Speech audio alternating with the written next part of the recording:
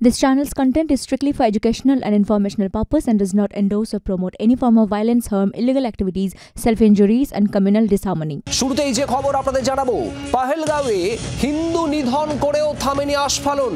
এখনো চোখ রাঙানি আর ঔদ্ধত্য পাক কর্নেলের। ভারতীয় বিক্ষোভকারীদের গলা কেটে ফেলার ইঙ্গিত।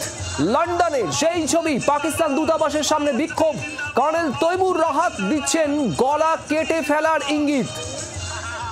আর কত গলা কাটবে পাকিস্তান, আর কত রক্ত নেবে পাকিস্তান, থামবে কোথায় একটা জঙ্গিদের দেশ?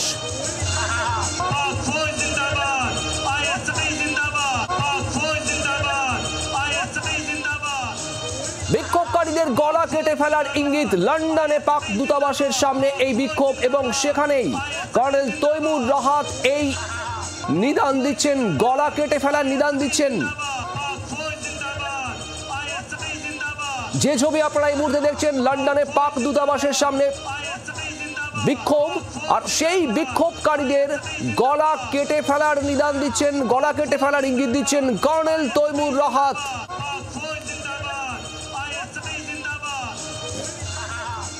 রাজীব চক্রবর্তী আমাদের প্রতিনিধি রয়েছেন আমাদের সঙ্গে। রাজীব, যে ছবি আমরা দেখছি, পাক দূতাবাস লন্ডনে, সেখানে বিক্ষোভ হয়েছিল এবং সেখানে এই বিক্ষোভকারীদের গলা কেটে ফেলার ইঙ্গিত দেওয়া হচ্ছে।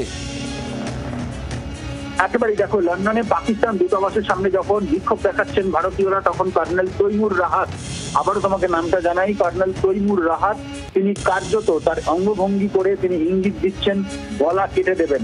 এত বড় দুঃসাহস যে বিক্ষোভকারীদের উদ্দেশ্যে তিনি দেখাচ্ছেন, যখন পহেলগাঁওয়ে একেবারে প্রায় গণনিধন বলা যেতে পারে, মানুষকে একেবারে গণহত্যা পর্যায়ে পৌঁছে দেওয়া হয়েছে পহেলগাঁওয়ের ঘটনায়। তার প্রতিবাদ সারা দেশ জুড়ে, সারা বিশ্ব জুড়ে হচ্ছে। এখানে লন্ডনে পাক দূতাবাসের সামনে যারা বিক্ষোভ দেখাচ্ছিলেন তাদের একেবারে ব্যালকনিতে দাঁড়িয়ে, লন্ডন দূতাবাসের ব্যালকনিতে দাঁড়িয়ে কর্নেল তৈমুর রাহাত তিনি তার অঙ্গভঙ্গি করে প্রকাশ করে বুঝিয়ে দিচ্ছেন তিনি গলা কেটে নেবেন।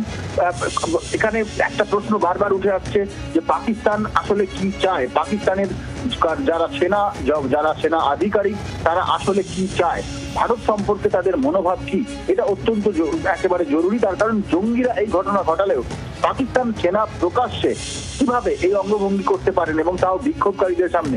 বিক্ষোভ অত্যন্ত স্বাভাবিক একটা পদক্ষেপ, তার কারণ এত বড় ঘটনা ঘটে গিয়েছে। পাকিস্তানের মদতে জঙ্গি হামলা ঘটেছে পহেলগাঁওয়ে, যেখানে 27 জনের একেবারে নিরীহ মানুষকে হত্যা করা হয়েছে।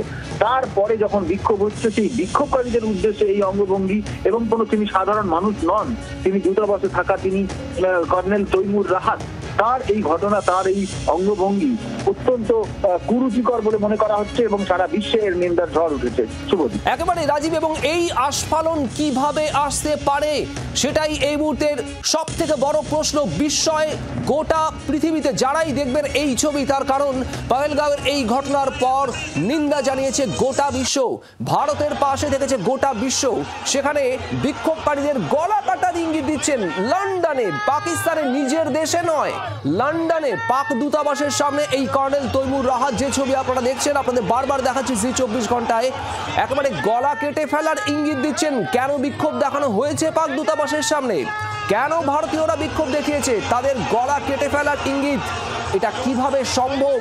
পহেলগাঁওয়ের এই নিষ্ঠুর ঘটনা, নারকীয় ঘটনা, জঙ্গিদের এই বর্বর আক্রমণ এবং 26 জনের প্রাণ নিয়ে নেওয়া, যেই ঘটনার পর সমস্ত দেশ দুঃখ প্রকাশ করেছে, সেখানে প্রতিবেশী পাকিস্তান একবারের জন্য কোথাও দুঃখ প্রকাশ তো দূরের কথা, তারপর এখানে এই ইঙ্গিত, যেখানে গলা কেটে দেওয়ার নিদান দেওয়া হচ্ছে। কর্নেল তৈমুর রাহাত গলা কেটে দেওয়ার নিদান দিচ্ছেন লন্ডনে দাঁড়িয়ে পাক দূতাবাসের সামনে।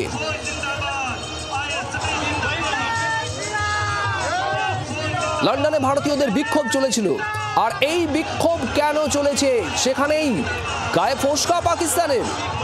আর এই বিক্ষোভকেই পছন্দ না হতেই বিক্ষোভকারীদের গলা কেটে ফেলার ইঙ্গিত একেবারে পাক দূতাবাসের সামনে দাঁড়িয়ে কর্নেল তৈমুর রাহাতের। আসমুদ্র হিমাচল দেশের মানুষ চাইছেন বদলা। পহেলগাঁওয়ে যে ঘটনা ঘটেছে, সেই ঘটনার পর একেবারে সমুচিত জবাব দেওয়া হোক, এমনটাই চাইছেন গোটা দেশের কোটি কোটি মানুষ। আর সেখানে আবারও এই ধরনের ইঙ্গিত।